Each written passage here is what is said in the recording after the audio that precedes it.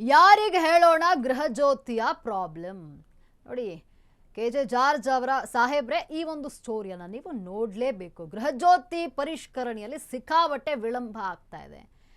ಏನು ರೀಸನ್ನು, ಯಾಕೆ ವಿಳಂಬ ಆಗ್ತಾ ಇದೆ ಅಂತ ನೋಡೋದಾದ್ರೆ ನೋಡಿ, ಮೀಟರ್ ರೀಡರ್ಗಳಿಗೆ ಮಾಹಿತಿ ಸಂಗ್ರಹವೇ ದೊಡ್ಡ ಸವಾಲಾಗಿರುವಂಥದ್ದು. ಅದೇ ದೊಡ್ಡ ಪ್ರಾಬ್ಲಮ್ ಆಗಿದೆ ಈಗ. ಯಾರಿಗೆ ಹೇಳೋಣ ಗೃಹ ಜ್ಯೋತಿ ಪ್ರಾಬ್ಲಮ್ ಅನ್ನುವಂಥ ಆಗಿದೆ ಈಗ.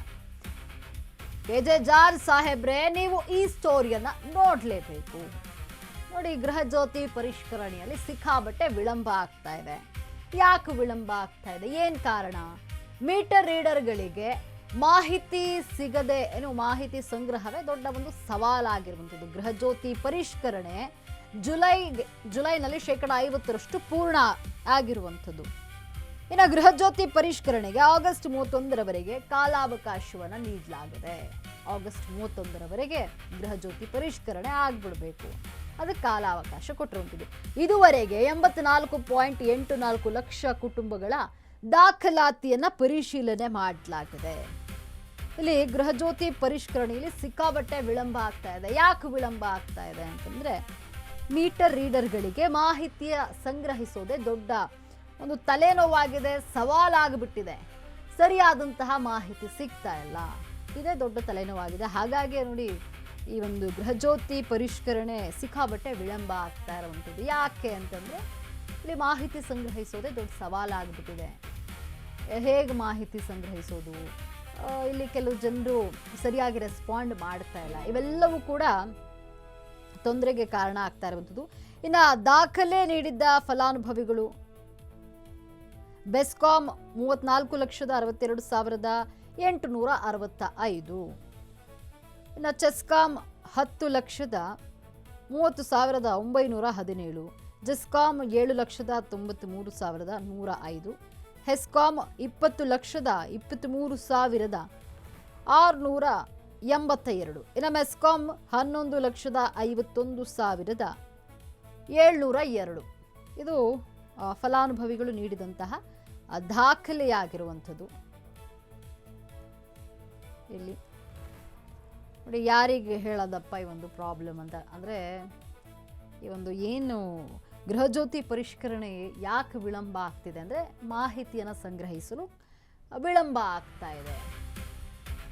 ಹುಕ್ಕೇರಿ ಗ್ರಾಮೀಣ ವಿದ್ಯುತ್ ಸಹಕಾರಿ ಸಂಘ 22,394, ಎಲ್ಲ ಹೆಸ್ಕಾಂಗಳಿಂದ 84,84,665. ಇದು ರಾಜ್ಯದಲ್ಲಿ ಒಟ್ಟು 1.65 ಕೋಟಿ ಕುಟುಂಬಗಳ ಯೋಜನೆ. ಜೂನ್ 1ರಿಂದ ಮೀಟರ್ ರೀಡರ್ಗಳು ಮನೆ ಮನೆಗೆ ತೆರಳಿ ಮಾಹಿತಿಯನ್ನು ಸಂಗ್ರಹಿಸ್ತಾ ಇರುವಂಥದ್ದು. ಕೆಲ ಶ್ರೀಮಂತರು ಪರಿಷ್ಕರಣೆಗೆ ಮನೆಯ ಒಳಗೆ ಸೇರಿಸೋದೇ ಇಲ್ಲ. ಹಲವರು ಸಿಬ್ಬಂದಿಗೆ ಸಹಕಾರವನ್ನು ನೀಡದೇ ಇರೋದು ಇಲ್ಲಿ ತಲೆನೋವಾಗಿರುವಂಥದ್ದು. ಅದಕ್ಕೆ ವಿಳಂಬ ಆಗ್ತಾ ಇದೆ. ಕೆಲವರು ನಿಮಗೆ ಯಾಕೆ ಮಾಹಿತಿಯನ್ನು ಕೊಡಬೇಕು ಅಂತ ಪ್ರಶ್ನೆ ಮಾಡ್ತಿದ್ದಾರೆ. ನಾವು ಆಲ್ರೆಡಿ ಕೊಟ್ಟಿದ್ದೀವಿ, ನಿಮಗೆ ಯಾಕೆ ಕೊಡಬೇಕು? ಬಡವರು ಮಾಹಿತಿ ಕೊಡ್ತಾರೆ, ಆದರೆ ಶ್ರೀಮಂತರು ಯಾಕೆ ಮಾಹಿತಿ ಕೊಡಲ್ಲ? ಬೇಡ ಅಂದರೆ ಬಿಟ್ಬಿಡಿ. ಇದು ಪರಿಷ್ಕರಣೆ ಕಾರ್ಯದಲ್ಲಿ ತೊಡಗಿರುವಂತಹ ಸಿಬ್ಬಂದಿಯ ಅಳಲಾಗಿರುವಂಥದ್ದು. ಇದೆಲ್ಲವೂ ಸಚಿವ KJ ಜಾರ್ಜ್ ಗಮನಕ್ಕೆ ಬಂದೇ ಇಲ್ವಾ ಹಾಗಿದ್ರೆ ಅಂತ ಪ್ರಶ್ನೆ. ಪರಿಶೀಲನೆಯ ವೇಳೆ ಆಧಾರ್ ಕಾರ್ಡ್, ಮತದಾರರ ಗುರುತಿನ ಚೀಟಿ ಕೇಳಲಾಗುತ್ತೆ. ಬಾಡಿಗೆ ಕರಾರು ಪತ್ರ, ವಿದ್ಯುತ್ ಬಿಲ್ ನೀಡೋದು ಕಡ್ಡಾಯ. ಆಧಾರ್ ಕಾರ್ಡ್ ಮತ್ತೆ ವೋಟರ್ ID, ಪ್ಯಾನ್ ಕಾರ್ಡ್ ಇವೆಲ್ಲವನ್ನ ಕೊಡಬೇಕಾಗುತ್ತೆ. ಹಲವರು ಪ್ಯಾನ್ ಕಾರ್ಡ್ ನೀಡೋದೇ ಇಲ್ಲ ಅಂತ ತಕರಾರನ್ನ ಮಾಡ್ತಾ ಇರುವಂಥದ್ದು.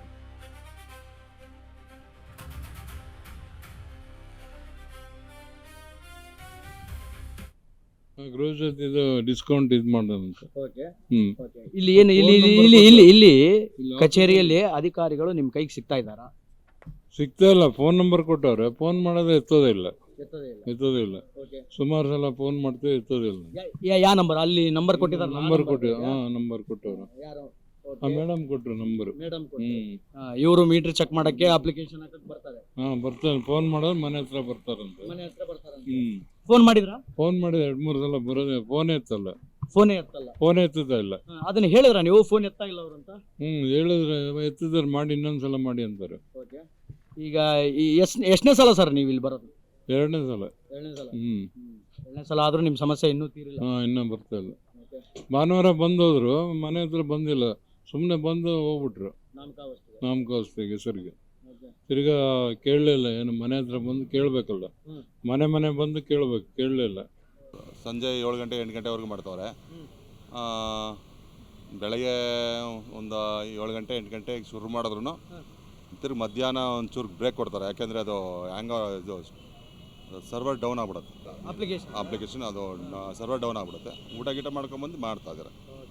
ಅಂದರೆ ದಿನಕ್ಕೆ ಒಬ್ಬರು ಅಂದಾಜು ಎಷ್ಟು ಮಾಡ್ತಾರೆ, ಎಷ್ಟು ಅಪ್ಲಿಕೇಶನ್ಸ್ಗಳನ್ನು ಫಿಲ್ ಮಾಡ್ತಾರೆ ಸರ್ ಆನ್ಲೈನ್? ಮ್ಯಾಕ್ಸಿಮಮ್ ಅಂದರೆ 100 ಇಲ್ಲ 80 85 ಮ್ಯಾಕ್ಸಿಮಮ್ 70 ಮೇಲೆ ಮಾಡ್ತಾಯಿದ್ವಿ. ಒಟ್ಟು ಚೆನ್ನಾಗಿ ನಡೀತಾ ಇದೆ ಕೆಲಸ, ಚೆನ್ನಾಗಿ ನಡೀತದೆ. ಆದರೂ ಮತ್ತು ಜನಗಳು ಬರ್ತಾ ಇಲ್ಲ, ಕೆಲವರು ಮನೆ ಹತ್ರಕ್ಕೆ, ಕೆಲವ್ರದ್ದು OTP ಬರ್ತಾ ಇಲ್ಲ, ಈ ಥರದ ವಿಚಾರಗಳನ್ನು ಜನ ಎಲ್ಲರದ್ದು OTP ಬರ್ತಾ ಇದೆ. ಅವರು ಏನಂದರೆ ಒಬ್ಬ ಆಧಾರ್ ಕಾರ್ಡ್ ಕೊಟ್ಟಾಗ, ಆಧಾರ್ ಕಾರ್ಡು ಮತ್ತು ರೇಷನ್ ಕಾರ್ಡ್ ಕೊಟ್ಟಾಗ ಅವ್ರು ಇನ್ನೊಬ್ಬರು ಮೊಬೈಲ್ ತೊಗೊಂಡೋಗಿರ್ತಾರಲ್ಲ, ಅದರಿಂದ ಸ್ವಲ್ಪ ವಿಳಂಬ ಆಗ್ತದೆ ಅಷ್ಟೇ. ಈಗ ನೀವು ಅವ್ರ ಮನೆ ಹತ್ರಕ್ಕೆ ಹೋದಾಗ ಅಲ್ಲಿ ಗ್ರಾಹಕರು ಮನೆಯೊಳಗೆ ಇರಲಿಲ್ಲ ಅಂತಂದರೆ ನೀವೇನು ಮಾಡ್ತೀರಿ? ಇರ್ತಾರೆ. ನಾವು ಸಪೋಸ್ ಅವ್ರು ಏನಾದರೂ ಊರಿಗೆ ಹೋಗಿದ್ರು, ಮನೆ ನಾವೇನು ಮಾಡ್ತೀವಿ ಅಂದರೆ ಫಸ್ಟು ಹಿಂದಿನ ದಿನ ನೈಟು ಹೇಳ್ತೀವಿ. ಹೋಗಿ ಹಿಂದಿನ ದಿನ ಪ್ರತಿಯೊಬ್ಬರಿಗೂ ಸಂಜೆ ಒಂದು 6 ಗಂಟೆ 7 ಗಂಟೆಗೆ ಎಲ್ಲರೂ ಬಂದಿರ್ತಾರೆ, ಹೇಳಿರ್ತೀವಿ. ಬಿಟ್ಟು ಬಂದು ತಿರುಗಿ ಬೆಳಗ್ಗೆ ಬಂದು ಶುರು ಮಾಡಿ ಈಗ ಒಂದು ಮನೆಗೆ ಹೋಗ್ತೀವಿ. ಅವ್ರು 3 ಮನೆಯವ್ರನ್ನ ಒಂದೇ ಕಡೆ ಕರ್ಸ್ಕೋತೀವಿ. ಅಂದರೆ ಈಗ ಮಧ್ಯದ ಮನೆ ಒಂದು ಕಡೆ ಸೇರಿಸೋದ್ರೆ ಕೆಳಗಡೆ ಅವ್ರ ಮನೆ ಬಾಗಿಲಿಗೆ ಹೋಗಿ ಕೆಳಗಡೆ ಕೂಗ್ತೀವಿ. ಅವರು ಓನರೇ ಇರಲಿ ಬಾಡಿಗೆಯವರೇ ಇರಲಿ ಬಂದು ಕೆಳಗಡೆ ಎಲ್ಲ ಪ್ರತಿಯೊಂದು ಎಂಟ್ರಿ ಮಾಡಿಸ್ತಾರೆ. ಸಂಜೆ 7 ಗಂಟೆ 8 ಗಂಟೆವರೆಗೂ ಮಾಡ್ತವ್ರೆ. ಜನ ಗೃಹಜ್ಯೋತಿ ಅಪ್ಲಿಕೇಶನ್ನ ಫಿಲ್ ಮಾಡೋದಕ್ಕೆ ಕಚೇರಿಗೆ ಬರಬೇಕಾ ಅಥವಾ ಅವರೇ ಮನೆ ಹತ್ರ? ಇಲ್ಲ ಮನೆಗೆ ಬರಬೇಕು, ಮನೆಗೆ ಹೋಗ್ತಾರೆ. ಬೇರೆ ಸಬ್ ಡಿವಿಷನ್ಸ್ಗಳಲ್ಲಿ ಜನ ಕಚೇರಿಗೆ ಬಂದು ಮಾಡಿಸ್ಕೊಂಡು ಹೋಗ್ತಾ ಇದ್ದಾರಲ್ಲ, ಆ ಫೆಸಿಲಿಟಿ ಯಾಕೆ ಈ ಸಬ್ ಡಿವಿಷನ್ಸ್ಗಳೆಲ್ಲ? ಸರ್ಕ್ಯುಲರ್ ಇರೋದ್ರ ಪ್ರಕಾರ ಮನೆ ಹೋಗಿ ಸರ್ವೆ ಮಾಡಬೇಕು ಅಂತ ಇರೋದು. ಪ್ರಕಾರ ಸರ್ವೆ ಮಾಡ್ತಾ ಇದ್ದಾರೆ. ಈಗ ಜನಗಳಿಗೆ ಫೋನ್ ನಂಬರನ್ನು ಒದಗಿಸ್ತೀರಿ, ಯಾರು ಮೀಟ್ರ್ ಬಾಯ್ಸ್ಗಳದು ಅಥವಾ ಲೈನ್ಮ್ಯಾನ್ಗಳದು, ಅವ್ರು ಫೋನ್ ಎತ್ತಾ ಇಲ್ಲ ಅನ್ನೋದು ಕಂಪ್ಲೇಂಟ್? ಇಲ್ಲ ನಾವು ಯಾವುದೋ ಹತ್ರ ಕೊಡ್ತಾ ಇಲ್ಲ. ನಮ್ಮವರೇ ಮೀಟೆಡ್ ಸ್ಪಾಟಿಗೆ ಹೋಗಿ ಅಲ್ಲಿ ಅನೌನ್ಸ್ಮೆಂಟ್ ಮಾಡ್ತಾರೆ. ಅನೌನ್ಸ್ಮೆಂಟ್ ಮಾಡಿ ಅವರ ಡಾಕ್ಯುಮೆಂಟ್ಸ್ ಏನೇನು ಬೇಕು ಅಂತ ಅನೌನ್ಸ್ಮೆಂಟ್ ಮಾಡ್ತಾರೆ. ಅನೌನ್ಸ್ಮೆಂಟ್ ಪ್ರಕಾರ ಅವರು ಕನ್ಸ್ಯೂಮರ್ ತಗೊಂಡು ಬರ್ತಾರೆ, ತಂದಿರೋದನ್ನ ಅವರು ಅಪ್ಲೈ ಮಾಡ್ತಾಯಿದ್ದಾರೆ. ಅಂದರೆ ಈ ಗೃಹಜ್ಯೋತಿ ಅಪ್ಲಿಕೇಶನ್ ಈ ಮಧ್ಯೆ ಸ್ಲೋ ಆಗ್ತಾ ಇದೆ ಅನ್ನುವಂಥ ಒಂದು ವಿಚಾರ ಕಂಡು ಬರ್ತಾ ಇದೆ.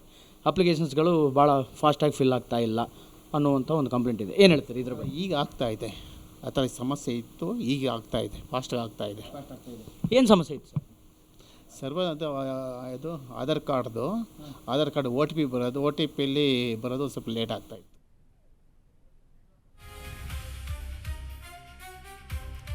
ಗೃಹಜ್ಯೋತಿ ಅರ್ಜಿಯನ್ನ ತುಂಬಲು ಸಾರ್ವಜನಿಕರು ಪರದಾಟವನ್ನು ನಡೆಸುತ್ತಿದ್ದಾರೆ.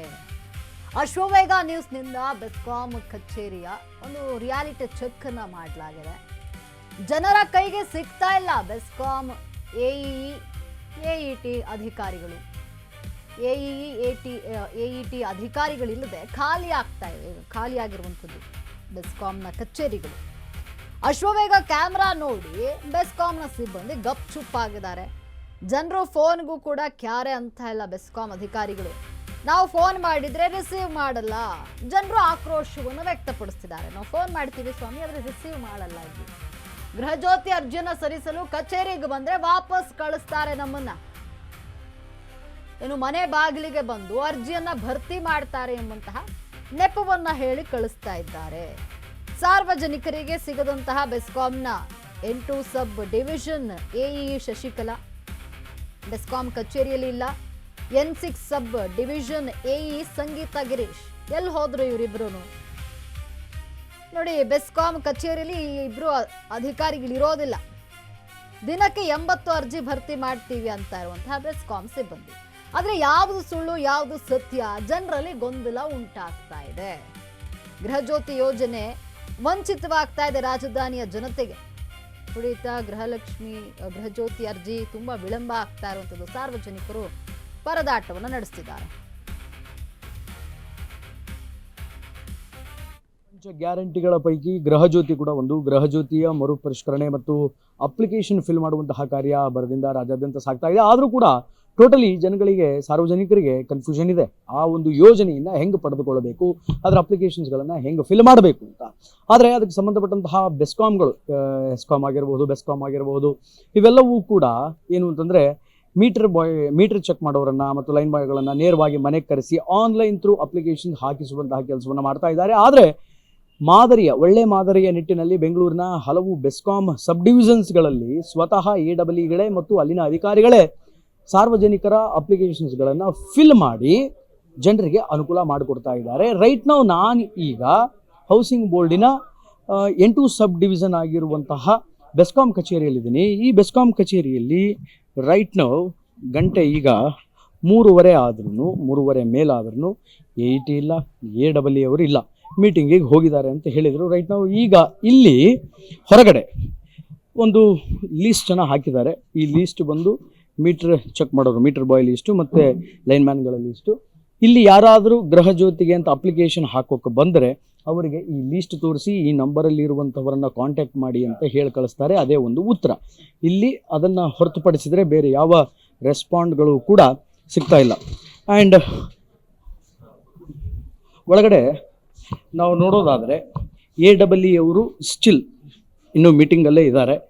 ಇನ್ನೂ ಮೀಟಿಂಗ್ ಮುಗಿಸ್ಕೊಂಡು ಅವರು ಬಂದಿಲ್ಲ ಅನ್ನುವಂತಹ ವಿಚಾರಗಳು, ಬಂದಿಲ್ಲ ಅನ್ನುವಂತಹ ಉತ್ತರಗಳು ಸಿಗ್ತಾ ಇದೆ. ಮೇಡಮ್,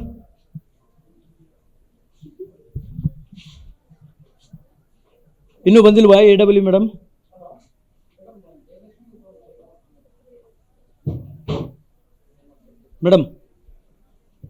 ಮೇಡಮ್ ರೆಸ್ಪಾಂಡ್ ಕೂಡ ಮಾಡ್ತಾ ಇಲ್ಲ. ಯಾರು ರೆಸ್ಪಾಂಡೇ ಮಾಡ್ತಾ ಇಲ್ಲ. ಮೀಡಿಯಾದವರಿಗೆ ರೆಸ್ಪಾಂಡ್ ಮಾಡದೇ ಇರೋರು ಸಾರ್ವಜನಿಕರಿಗೆ ಹೆಂಗೆ ರೆಸ್ಪಾಂಡ್ ಮಾಡ್ತಾರೆ? ಹೆಂಗ್ರಿ ರೆಸ್ಪಾಂಡ್ ಮಾಡ್ತಾರೆ ಸಾರ್ವಜನಿಕರಿಗೆ? This is the question.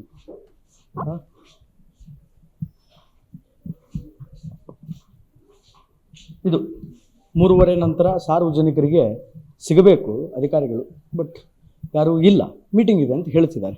ಸರಿ, ಮೀಟಿಂಗ್ ಇರೋದು ಎಷ್ಟರ ಮಟ್ಟಿಗೆ ಸತ್ಯವೋ ಸುಳ್ಳು ನಾನರಿಯೆ, ಬಟ್ ರೈಟ್ ನಾವು ಈಗಂತರೂ ಸಾರ್ವಜನಿಕರಿಗೆ ಸಿಗ್ತಾ ಇಲ್ಲ. ಗೃಹಜ್ಯೋತಿ ಯೋಜನೆಯನ್ನು ಪಡೆದುಕೊಳ್ಳುವಂಥವರು ಯಾರ್ಯಾರಿದ್ದಾರೋ ಅವರ ಅಪ್ಲಿಕೇಶನ್ಸ್ಗಳನ್ನು ಫಿಲ್ ಮಾಡೋದಕ್ಕೆ, ಅಪ್ಲಿಕೇಶನ್ಸ್ಗಳನ್ನು ಭರ್ತಿ ಮಾಡೋದಕ್ಕೆ ಲೈನ್ಮ್ಯಾನ್ಗಳು ಮತ್ತು ಮೀಟರ್ ಚೆಕ್ ಮಾಡೋರು ನೇರವಾಗಿ ಅವರ ಮನೆಗೆ ಬಂದು ಅಲ್ಲಿ ಅಪ್ಲಿಕೇಶನ್ಸನ್ನು ಫಿಲ್ ಮಾಡ್ತಾರೆ.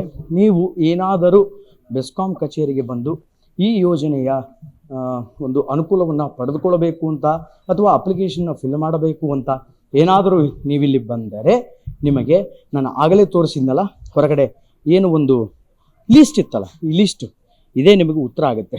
ಇಲ್ಲಿ ಒಂದಿಷ್ಟು ಲೈನ್ ಬಾಯ್ಗಳ ನಂಬರ್ ಅನ್ನುವಂಥದ್ದಿದೆ, ಇಲ್ಲಿ ಒಂದಿಷ್ಟು ಜನ ಮೀಟರ್ ಬಾಯ್ಗಳ ನಂಬರ್ ಇದೆ. ಆ ನಂಬರ್ಗೆ ಕರೆ ಮಾಡಿ ಅನ್ನುವಂತಹ ಉತ್ತರ ಮಾತ್ರ ಸಿಗುತ್ತೆ. ಅದನ್ನು ಹೊರತುಪಡಿಸಿ ನಿಮಗೆ ಬೇರೆ ಯಾವುದೇ ಉತ್ತರಗಳು ಸಿಗಲ್ಲ. ಇದು 8 ಸಬ್ ಡಿವಿಷನ್ನಿನ ಹೌಸಿಂಗ್ ಬೋರ್ಡಿನ ಬೆಸ್ಕಾಂ ಕಚೇರಿಯ ರೈಟ್ ನಾವು ಸದ್ಯದ ಪರಿಸ್ಥಿತಿ. ಕ್ಯಾಮ್ರಾಮ್ಯಾನ್ ವಿಕಾಸ್ ಜೊತೆ ಶ್ರೀನಿವಾಸ್ ವೈದ್ಯ, ಅಶ್ವವೇಗ ನ್ಯೂಸ್, ಬೆಂಗಳೂರು.